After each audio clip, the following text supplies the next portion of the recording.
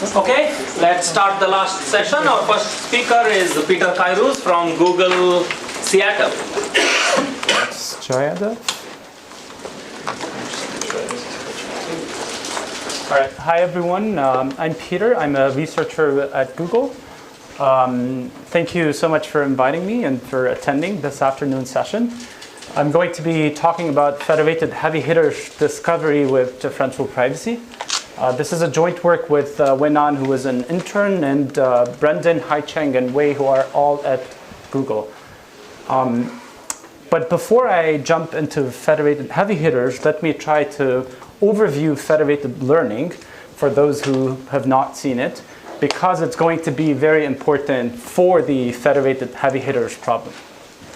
So what is federated learning? It's all about learning on massively decentralized data. Say, for instance, you would like to train a smart keyboard language model on people's data, and here we could be talking about Android devices or others. Now, this is different from the classical or standard distributed optimization setting for many reasons, and I've listed them. First, we're talking about massive decentralization here. Tens of millions, if not hundreds of millions or a billion devices. So a very large number of devices. These devices can be limited on the communication side or on the compute side. So faulty, low processing speed, low communication. And the data can be highly non-IID. So you don't have that privilege of assuming that you're training on very structured IID data. The preferences of some people in some country can be vastly different from others in different parts. And so these are just some of the challenges, and hopefully, this shows you that there's a lot of novelty in this setting. Now, the way federated learning proceeds is as follows. You have all these devices, and we said there's a lot of them. We're going to sample a very small fraction of the devices. Usually what we look at are devices that are idle, they're not being used, that are plugged into the wall, so battery is not an issue, and they are connected to unmetered Wi-Fi. So from that pool of devices, we sample a very small fraction of devices, and then what we do is we ship a model to them. You can start with an untrained model, so like randomly initialized, or a pre-trained model on public data set. So you send that model to the devices, and then these devices use their local caches, so their local data, to do on-device training. So you're going to train the model on your device, and then what they send back is not the data and not the original model, but just the updates, the direction in which you've updated the model. And on the server side, what you do is you sum these updates, you aggregate them, and you use that aggregate to update the original model that you had. And then you run this multiple times. You do back and forth between randomly sampling a small subset of the users, sending them the model that you have learned so far, and them learning on device, and then sending you their updates. Now, notice something. Already we are gaining a lot on the privacy front because we're not collecting sensitive data. And one important thing that I would like to emphasize is that we're only getting these updates and we don't store them. They're supposed to be ephemeral, meaning that as soon as they get aggregated, summed, they're deleted. So that's already a big win on the privacy front. But yes, Jaya. I will hope that whoever is getting the data deletes the updates, right? Yeah, there's a little bit of trust in the protocol. All right, so one might rightfully ask that these updates, even though they're not exactly the data, but they were computed on the data, and we know that training on data in some cases can overfit, so they do capture a lot of information, possibly. And so one way around this issue, because we're sending these updates to a service provider and say we don't, as Jayadav said, we don't want to place any trust, what we could do is we could use a multi-party computation to do what we want to do. So let me here emphasize this. What the service provider wants to do is just sum them. So the aggregate is what we are after and not the individual updates. So what you could do is you could use secure aggregation, which is essentially a form of multi-party communication. to ensure that each contribution coming from an individual looks random in the eye of the service provider, if the service provider somehow inspects that particular contribution, but then when they are added all together, you get the right aggregate. So somehow the noise cancels out. So you can see that we're using some coordinate noise across the devices. And this can be done in a server-mediated approach. All right. So that's hopefully resolving that concern. The other concern is, even if you compute the aggregate securely using this multi-party computation protocol, and you update the final model, that final model can potentially contain information about a particular individual. And for that, we can use the popular technique of differential privacy. So what we could do is we should do both things. On the user device, we limit the contribution of that particular individual.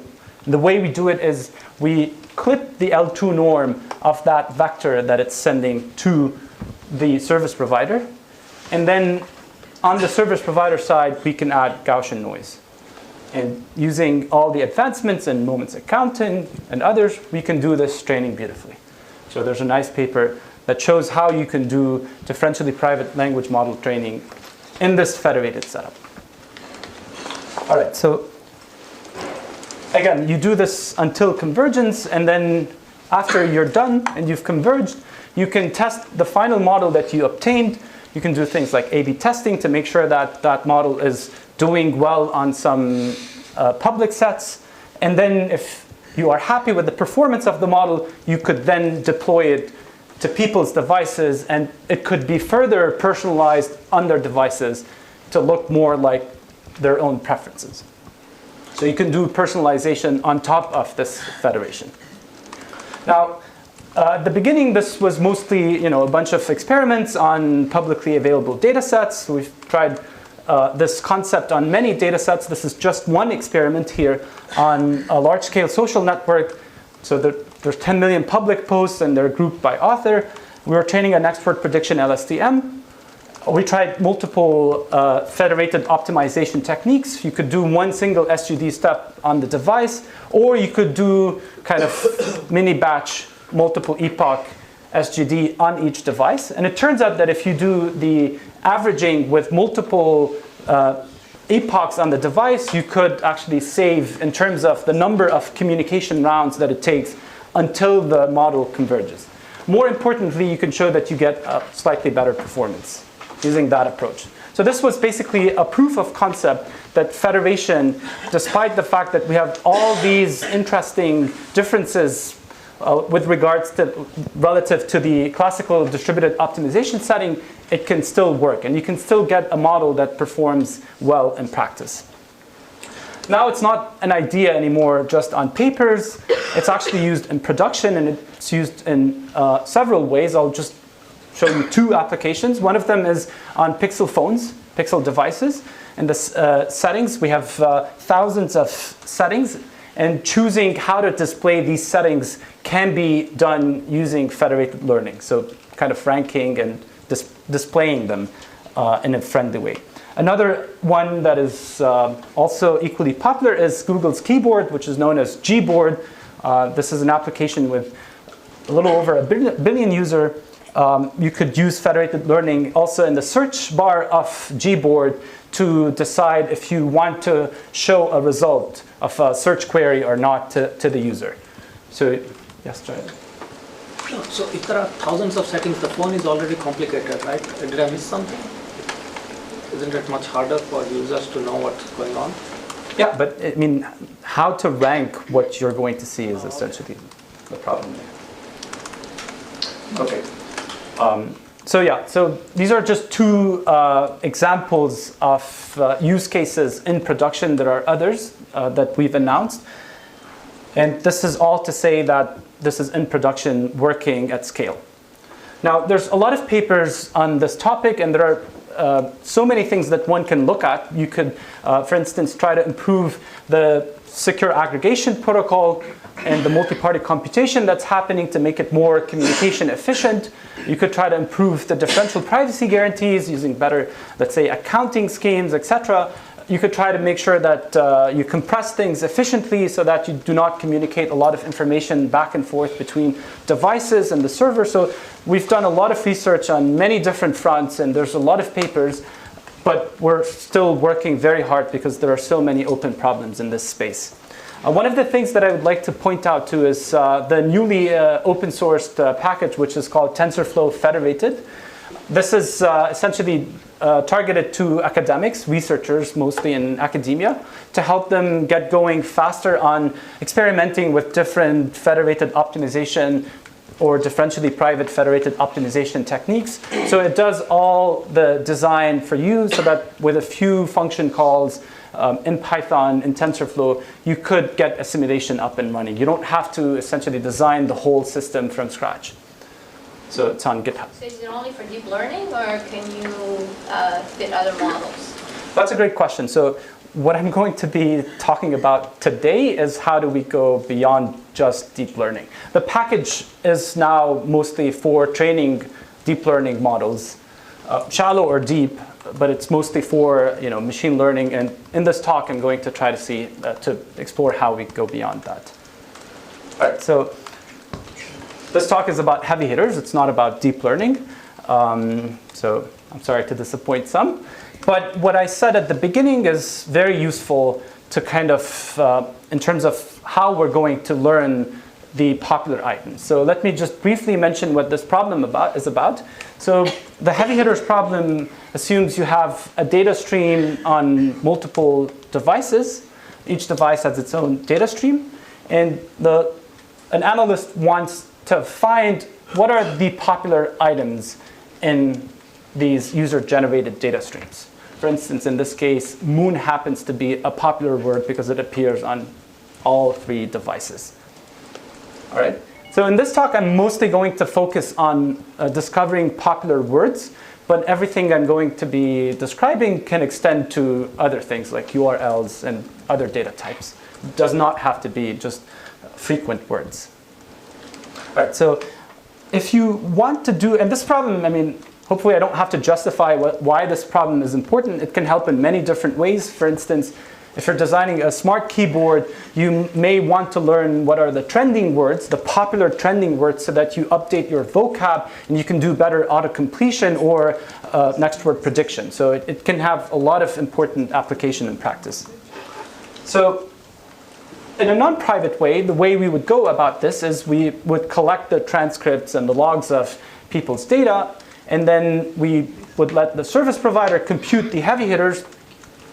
Lots of ways to computing heavy hitters, and we would just release the heavy hitters to an analyst.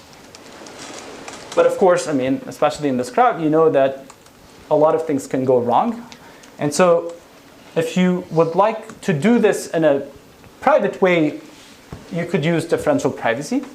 So instead of just releasing the exact list of heavy hitters, you could use a differentially private way. This is a paper that goes back to 2010, KDD, Abradeep, and Adam. There's probably other ways of doing it. And at least now we ensure that if this analyst is malicious, even if she has a lot of collusion power, she wouldn't be able to learn much about a particular individual. But this approach assumes that the users have a lot of trust in the service provider. So it places a lot of trust in the service provider. And in some cases, maybe that trust cannot be achieved, cannot be met.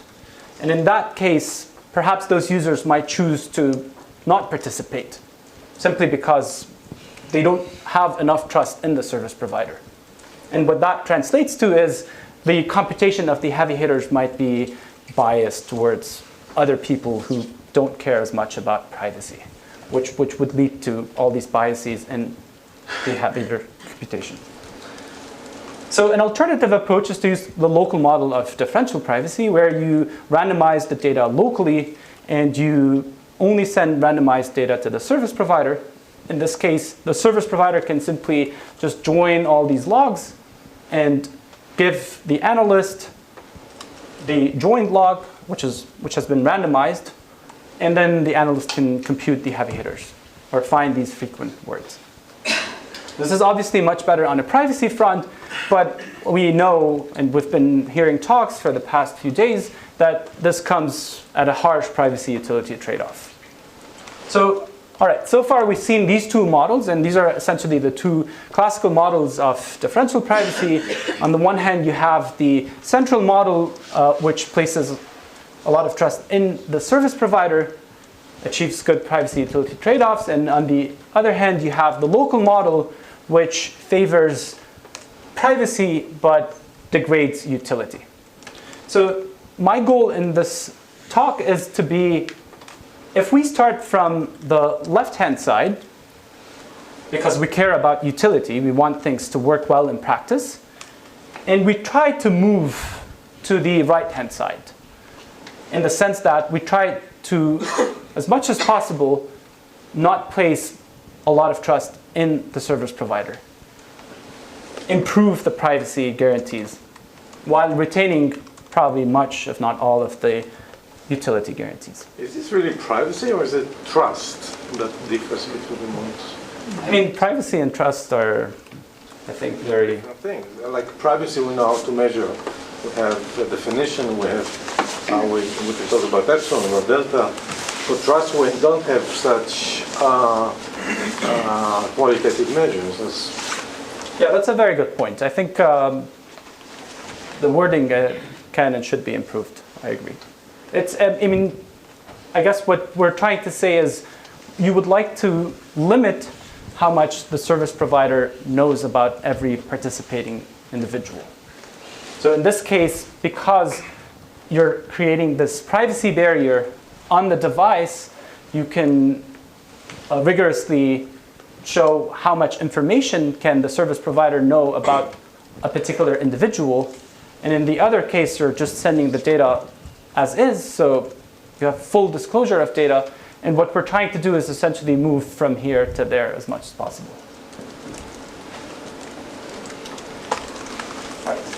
Okay, so and the goal is to try to see if federation can actually help us with this process. And how much can it help us? What can it buy us? And I would like to remind you of the 4 essential ingredients of federation. There's subsampling. We are randomly choosing a very small fraction of the users. So there's that part. We're doing things interactively. We're doing things in multiple rounds. And the 2 important ingredients are these updates are focused, meaning that we're not sending the raw data. We're just sending something that we computed on the data, like a small little summary. And they're ephemeral, meaning that they are not saved. They're not stored. And so the answer is that, yes, federation can help. So is that sum secure? Or are you using the secure sum from before? Or? For now, I'm not using it, no. But you can use it, and I'll get to it. So, and the question is, if you do these practices, at the end of the day, you get a lot of benefits. You get structural k-anonymity, and you get differential privacy in the process of learning heavy hitters, and you get good utility privacy trade-off. And I'll be very precise on all these fronts. This is just a bird's eye view. Sorry, it's just so, confusing to me how complicated things make things more private. I mean, for example, you do the subsampling based on, as you said yourself, when the cell phone is tagged to the charge and whatever, right? So if I'm a person who works at night and sleep at day, then you would know this just by the fact that I accepted this and started running a computation. Yeah. There are all these other, the more you complicate things, it's harder to argue that they preserve privacy. So I don't get why more complication is better privacy. No, I mean, what I'm going to mostly discuss in this talk is not going to be on the production side, mostly on the algorithm side. So I'm going to assume you're randomly sampling from the entire population. So perhaps we can talk about this offline or at the end of the talk of how you could implement this in ways that are, very closely related to the description of the algorithm that I'm going to talk about next. From what you have described, federated learning sounds like it's local privacy. From conversations that we've had, like offline, I suspect that's not where you're going with this. But I'm wondering if you could just say a little bit more about the difference you see between federated learning and local privacy. These two things are orthogonal. Local privacy is whether or not you randomize the data locally before you communicate with any external entity. Federated learning is just saying, can you compute this function on your local data set and give me the result? If that result leaks something about the data that is on the device, there's a leakage there. So these two things are orthogonal. You can couple them. You can randomize the output of the result and send a randomized result back to the service provider. That's one way of doing things. So you can combine local differential privacy with federated learning. I see. I think that's what I had in my head. Okay. All right. Okay, so let me try to explain the protocol, I think, and things will hopefully be a bit more clear. I'm going to assume that there's only one word on the device. You're going to see that a lot of what I'm going to present will naturally extend to the multiple words per device in a bit. So in this setting, I'm going to explain the algorithm via a small little example. I will assume I have 20 devices, and each device has a single word. In this particular case, moon and sun are very popular because they appear 4 times. Star is a little less popular because it appears 3 times. And for the sake of the protocol, I'm just going to append a $sign to denote kind of the end of every word. It's just an end of word symbol. So the protocol is going to proceed in multiple rounds. And in each round, there are 3 stages. In the first stage, we're going to randomly select a subset of the users. In this case, I'm going to pick 10 devices at random. So let's say these are the 10 devices that we've selected. That's the first stage. In the second stage, it's the voting stage. Each one of these devices is only going to vote for one single character. Because we're in round 1, we're going to vote on character 1 to keep things simple. So what's going to happen is that S will get 3 votes in this example, M will get 2 votes, and then the remaining characters will get, and digits will get 1 vote each. And so now what happens in the third stage is you have to threshold these votes. Anything that is not popular, you just discard and do not consider. And anything that is popular, you keep. So you have a threshold here, theta, and if the votes are larger than theta, you keep that character and you place it in a tree. For instance, S and M, because they got votes greater than 2, you keep them. And the other letters, they got votes less than 2, so you just prune them out. You're not going to explore those directions. And that's the end of the first stage, of the first round. So now you can do the second round. And in the second round, again, you start by sampling devices at random. You're picking 10. Now it's a new set of devices. There might be some overlap. And in this stage, voting stage, they're going to vote on the second character. But they only vote if their word starts with a character that has already been learned. So if I have a word that starts with a popular character that I've learned in the previous round, then I vote. Otherwise, I remain silent.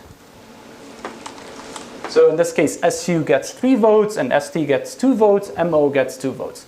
And because they're all above a certain threshold, they get added to the tree.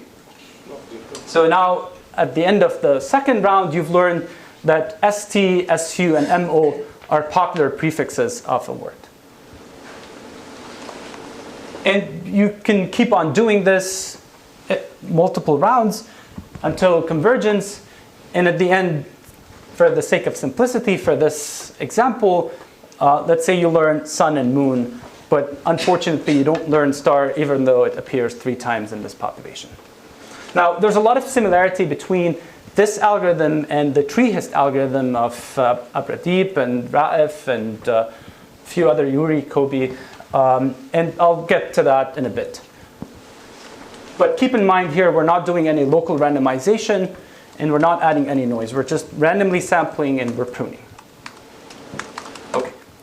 So just at a high level, this is the algorithm. N is the number of participating users. L is the length of the longest word that you would like to potentially discover. And then there are 2 parameters. M, which is the number of devices that you're going to sample in each round. And we're going to choose that to be some constant gamma times root n. So we're sampling root n users in every round. And then there's the threshold theta. And otherwise, it's just a simple description of the algorithm that I showed you. Just to make sure I understand, so the algorithm asks these scores adaptively, like you actually need the rounds? Yeah, we're doing it interactively, and at the end of every round, we declare the tree that we learned with those popular prefixes, and in the next round, the randomly selected users can either choose to vote to extend one of the prefixes by a single character or to remain silent. And is there a reason you cannot get rid of the round, like the interactivity as in the trees algorithm that does everything in one round? That's a very good question. I have not exactly thought about it, but I assume you could. Okay. Yeah, I assume you could by letting each user choose a prefix of a certain length, and they would just vote for that. So it's going to become a little more clear as I go. All right. So the main result here is that if you're looking at the final tree that you learn with the popular prefixes and words, that is going to be epsilon delta differentially private. And we have kind of the relationship between the choice of M and the choice of theta with also the length of the longest sequence. Sorry, what is theta again? Theta is the threshold that you're going to use in every round to kind of choose which prefixes stay and which prefixes. So what's added and what's not added. Theta is the threshold. That's theta factorial? That's theta factorial, yes. Yep. What does the factorial mean? What is factorial? No. Theta is larger than 1? Theta is larger than 1, yes. Theta is an integer larger than 1. I see. So it's typically what, like compared to n? Is it like No, well, I'll get to it. I'll show experiments, but you should think about it as 20 or something like that, 15, 20, for the population sizes that we've considered. So delta here, it's logarithmic in n, if you want. okay, so delta here is kind of like on the order of like 1 over n or something. You can Which is typically larger than what the acceptable delta in local differential. great question. So it's a relaxation. No, you could make delta be either 1 over n or 1 over n squared, I see. or even 1 over n cubed, depending on the choice of theta. So if you choose theta to be log n, you would get the roughly 1 by n delta. But you could choose theta to be 2 log n, and you would get 1 by n squared. Do you know how it affects your performance? Yeah, I mean, simulation. I'm going to show some experiments.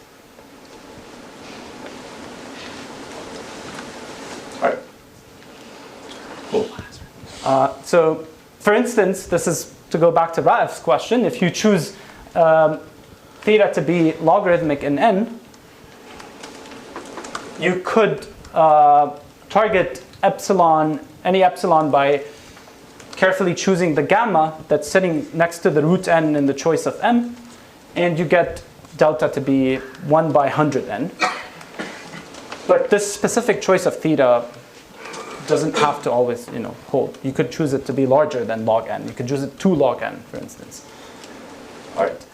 And another thing is if you fix gamma to be equal to 1, you could get kind of the following guarantee, which is your epsilon is something like L by 10, comma 1 by 100n for delta.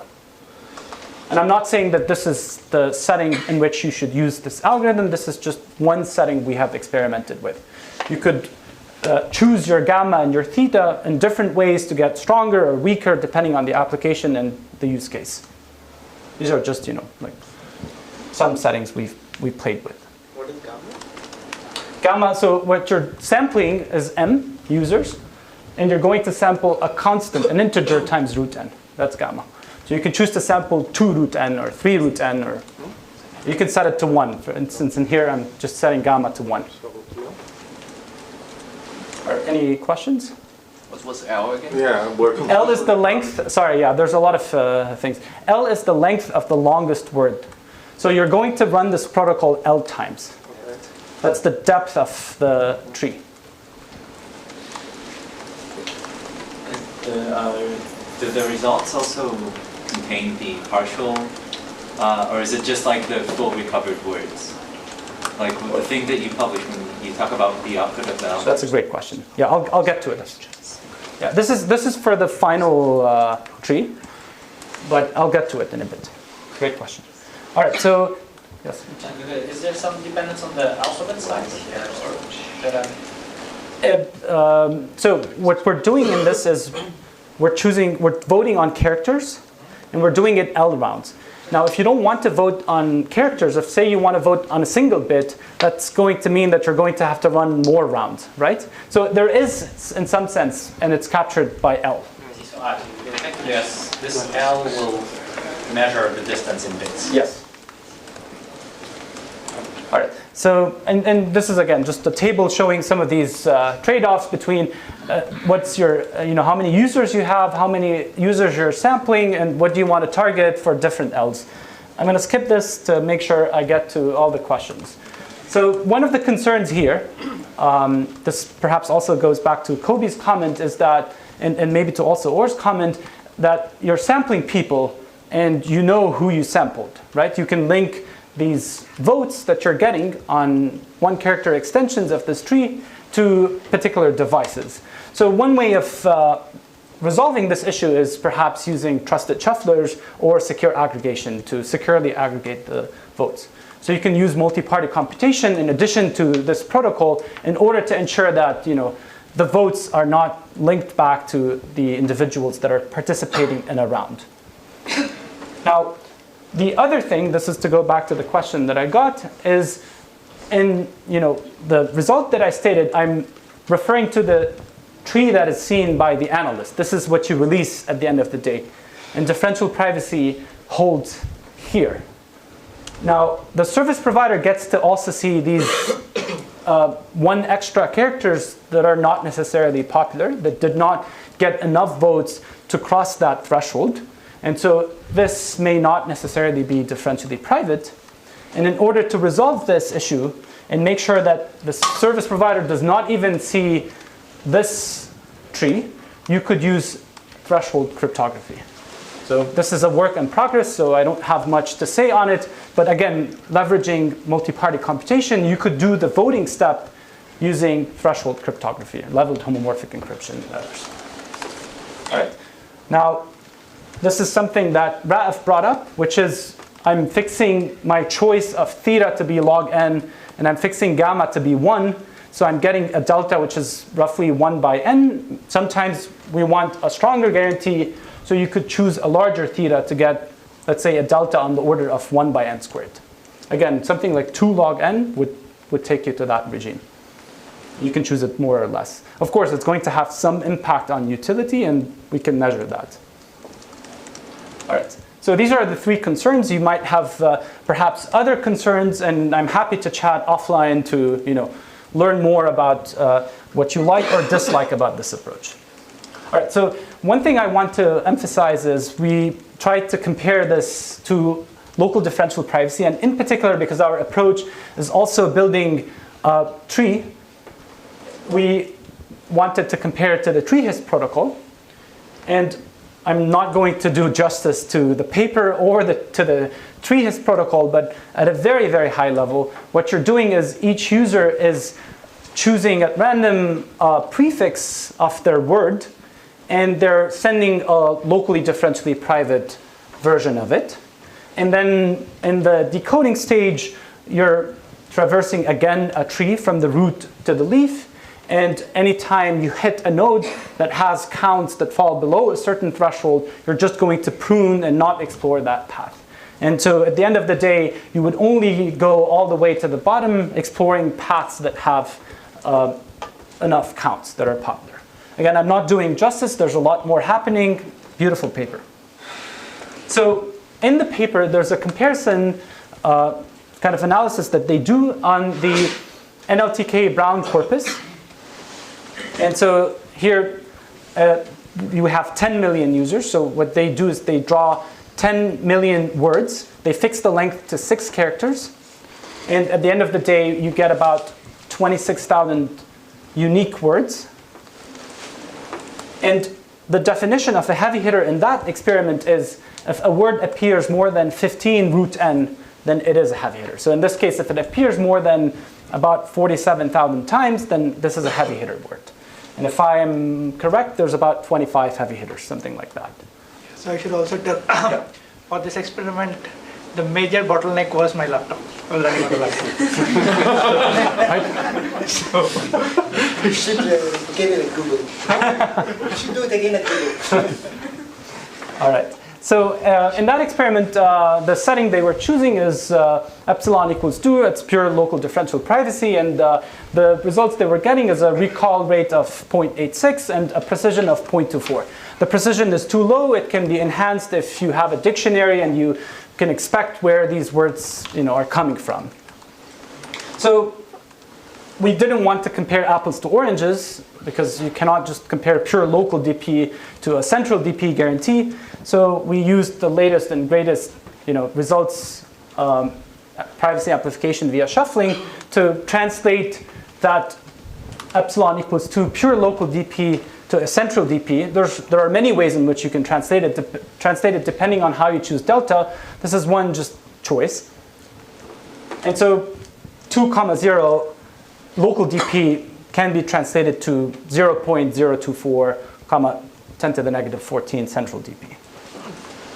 All right, so we tried our approach, and we fixed the delta, and we were trying different values of epsilons, and we started reducing epsilon, and we got to about 0.03, and the precision and recall were still at 1. And then when we went down to 0.24 to do this fair comparison, we got to 0.95 recall and precision of 1.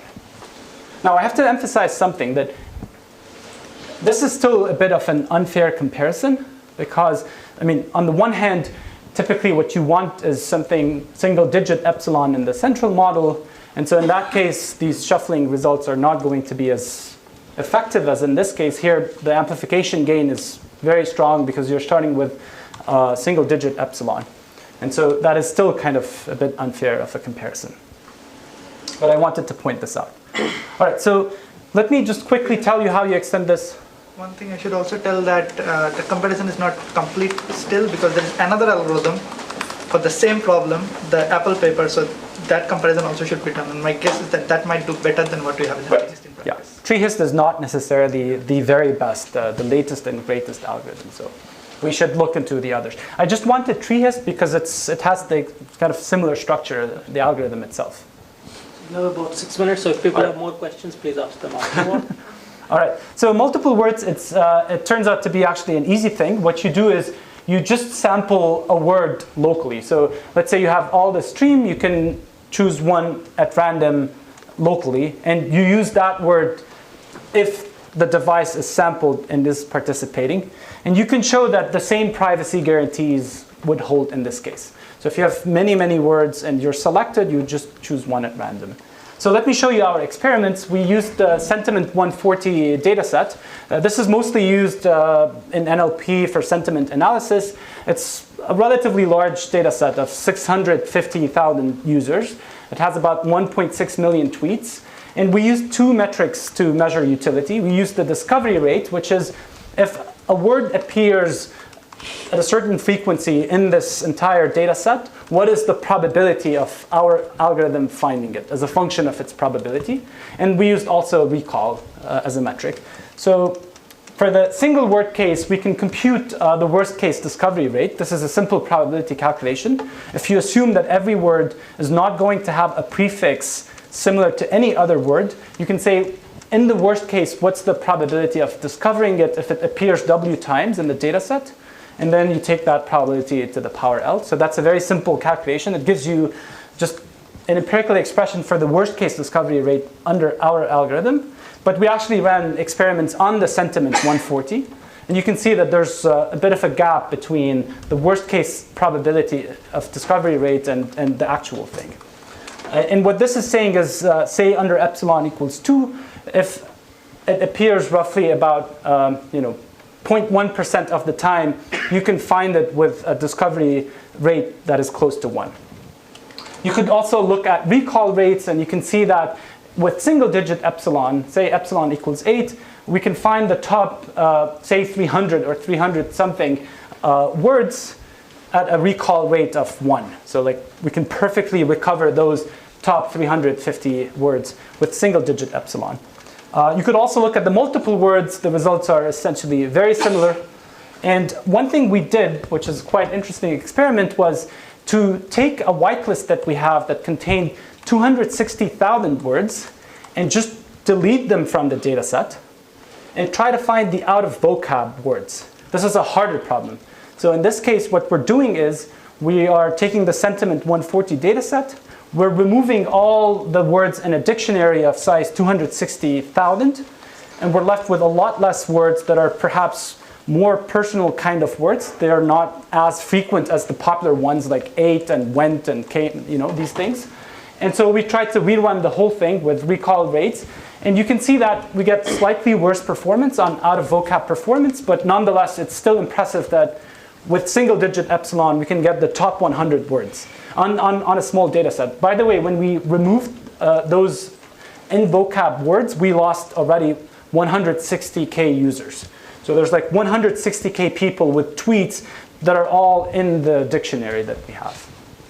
All right, with that, I'll come to end. I just want to say there's a lot of open questions. I touched on these shufflers and multi-party computation to do this in a better way with better privacy guarantees. Stefano is here and Sean is here. So after the talk, after the session, if you have any questions, you would like to tell us what you think about this, we're more than happy to discuss. And there are so many ways we can collaborate to move this to a better place. Thanks.